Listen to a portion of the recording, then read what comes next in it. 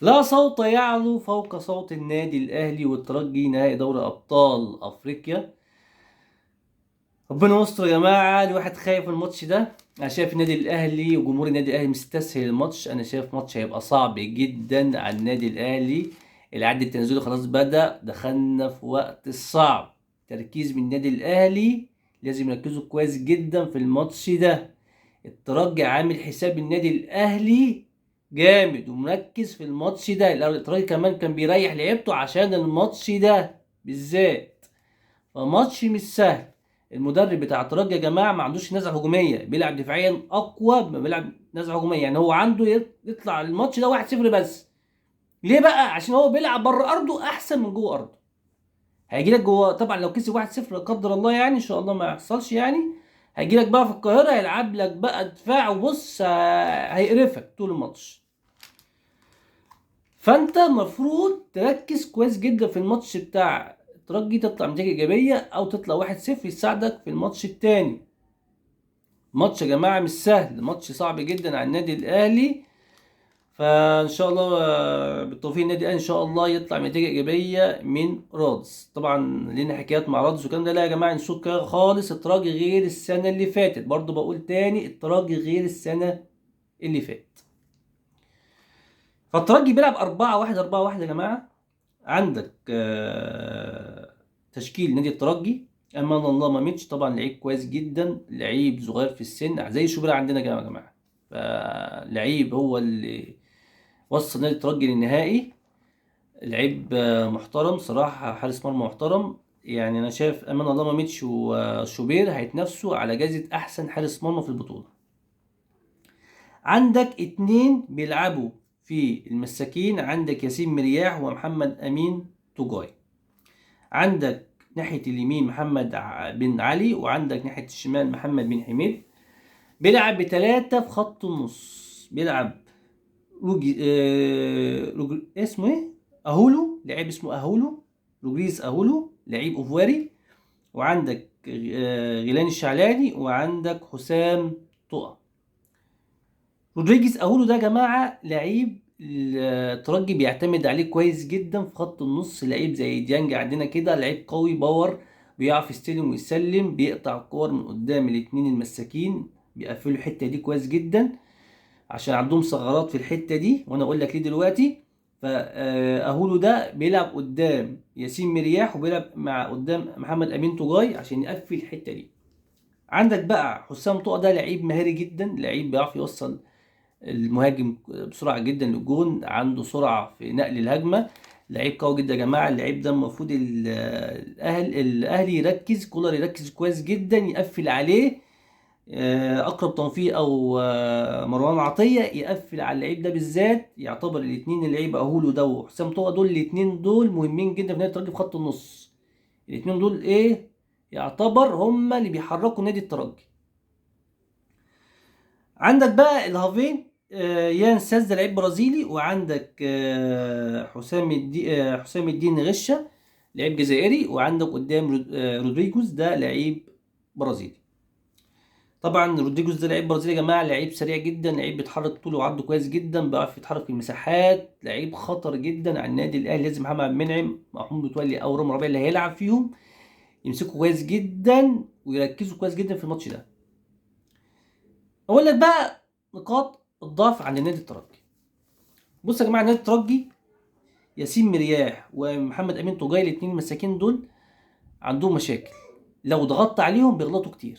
فالاهلي لازم يركز اللي يضغط في الحته العمق الموجوده دي.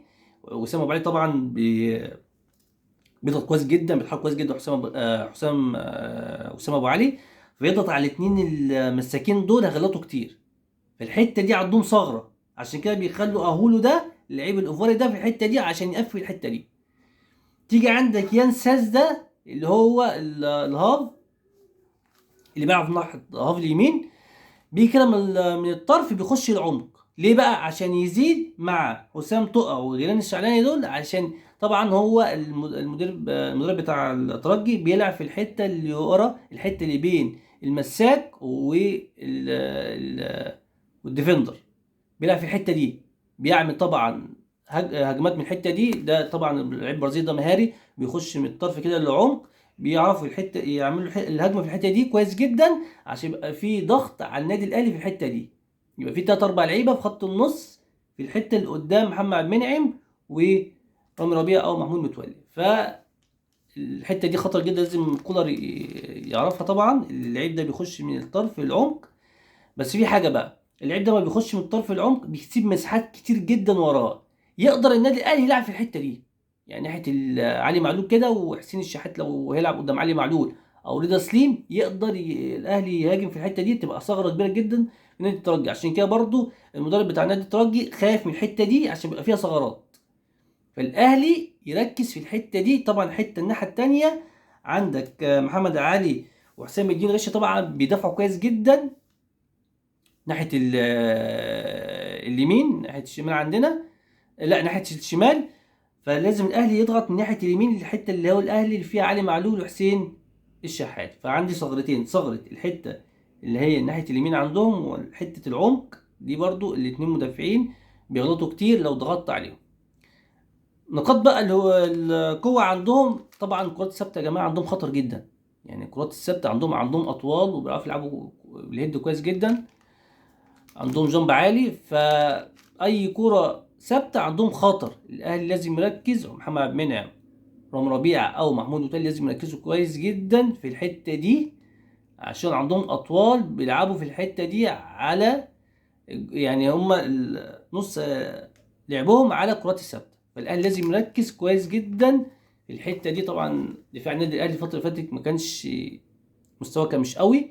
كرات الثابته طبعا النادي الاهلي تبقى خطر جدا في الدوري. طبعا دخل جوان كتير في النادي الاهلي بسبب الكرات الثابته. فالاهلي لازم يركز كويس جدا في الكرات الثابته. الاهلي يا جماعه لو في نص مستواه يكسب نادي الترجي. نادي الترجي مش الفرقه اللي هي تخاف منها، مش الفرقه القويه اللي تخاف منها. الاهلي لازم يركز ان شاء الله. بالتوفيق للنادي الاهلي ان شاء الله، يطلع بنتيجه ايجابيه تساعده في الماتش الثاني. الترجي بيلعب بره ارضه احسن من جوه ارضه. بعيدها تاني، الترجي بيلعب بره ارضه احسن من جوه ارضه. هيجي لك هنا لو لا قدر الله لو كسبان واحد، هيجي لك هنا يقفل مساحات، هيقفل بقى، بص هيقرفك طول الماتش. فانت خلص الماتش من هناك بدري بدري، عشان يساعدك طبعا اللي انت تقدر تلعب في القاهره براحتك وتكسب البطوله ان شاء الله.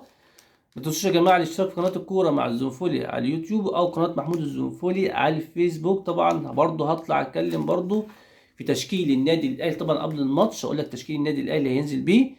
انا في 2 لعيبه، طبعا التشكيل معروف، بس في 2 لعيبه لسه كوره برضه لسه مش عارف. ابتدى مش عارف هو هيلعب بيهم ولا لا. برضه متاكد اللعيبه دي اللي هتلعب. برضه هطلع اقول لك على التشكيل الاساسي للنادي الاهلي ان شاء الله قبل ماتش طبعا الترجي المهم. بالتوفيق ان شاء الله للنادي الاهلي، وان شاء الله تابعونا، وبرضه اكتبوا لنا في التعليقات برضه نتيجة المباراة. استنى برضه التعليقات بتاعتكم ان شاء الله. ما تنسوش يا جماعة الاشتراك في القناة، والسلام عليكم ورحمة الله وبركاته.